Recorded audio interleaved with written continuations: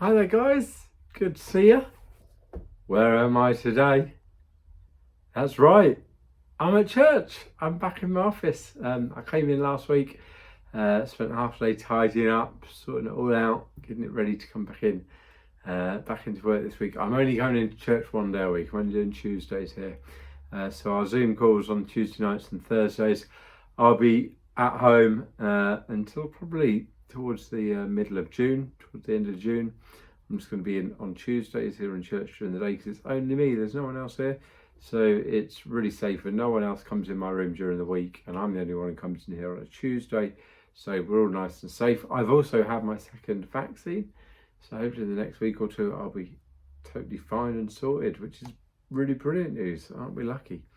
But yeah, middle of June, hopefully we'll be going back to normal groups.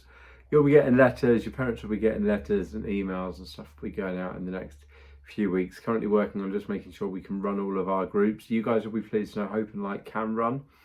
We've got a big enough team to run Hope and Light, so that's great, and Messy Church as well. So that's really good news.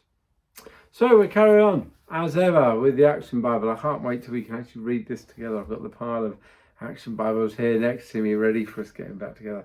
And we're on to page 187.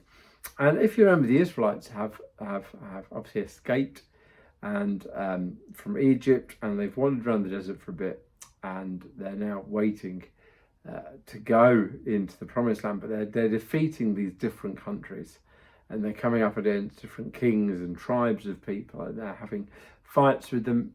Notice that really the Israelites aren't the ones starting the fights; it's others starting the fights, and God's going with the people of Israel. But we get to this part in the story where they come against a guy called King Balak. And King Balak is the king of an area, and he's seen what's gone on. So King Balak is one of the characters, but one of the main characters is a guy called Balaam, Balaam, and he's a sorcerer. So he's like a magic spiritualist kind of guy. So yeah, he's involved in this. So, top of page 187. But little does Israel know that other countries are watching their victories and scheming against them. King Balak sees the defeat of Sihon and Og and knows that he is next. In fear, he sends for a powerful sorcerer named Balaam. If you can put a curse on the Israelites, King Balak will greatly reward you.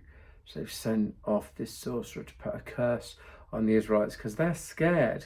They don't really want to fight them. They're scared that the Israelites are going to come and kill them. So Balaam sets off on his faithful donkey to meet with King Balak, but God sends an angel to stop him. So he's off to see King Balak, who wants to basically get him to put a curse on the people. So Balaam's on his way on his donkey.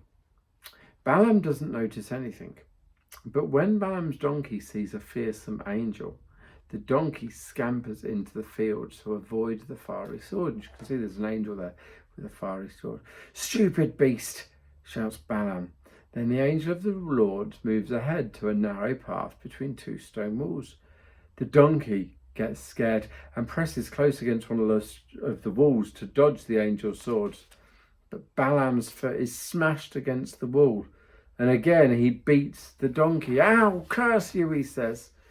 Finally, the angel stands in the narrowest place where the two walls are coming down, where the donkey has got nowhere place to turn. With no other option, the donkey lies down right in the middle of the road. "That's the last straw. I'm going to pummel you within an inch of your life," Balaam says to the donkey. But even as Balaam is yelling, the Lord opens the donkey's mouth. "Why, if I had a sword right now, Master," said the donkey. The donkey speaks. "Haven't I always been your faithful donkey? Have I ever served you poorly? Yes, but now you're making a fool of me." But then the Lord opens Balaam's eyes and he sees the angel. "You should be ashamed for beating your donkey," says the angel.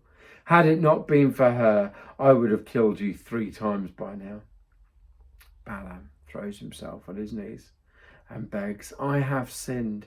I am so sorry. Tell me what you want me to do, and I promise I will do it. Go, prophesy for Balak, or go and speak with Balak and tell him what's happened.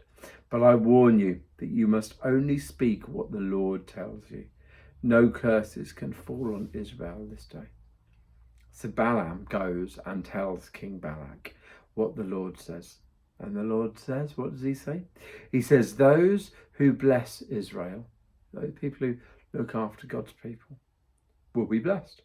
And those who curse Israel, God's people, will be cursed. Balak is understandably upset at these words, but he cannot stand in the way of Israel.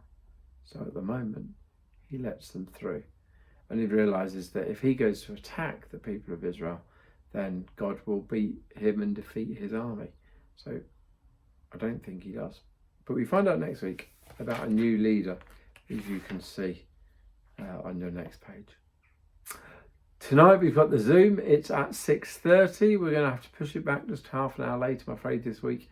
But it's on at 6:30. I'll see you guys there. And as I say, I'm really looking forward to having you guys back here in church. It's really nice to be back here, and can't wait to have all you guys here too. So have a good week, and I'll see some of you tonight and the rest of you. Catch up with you next week. See you later.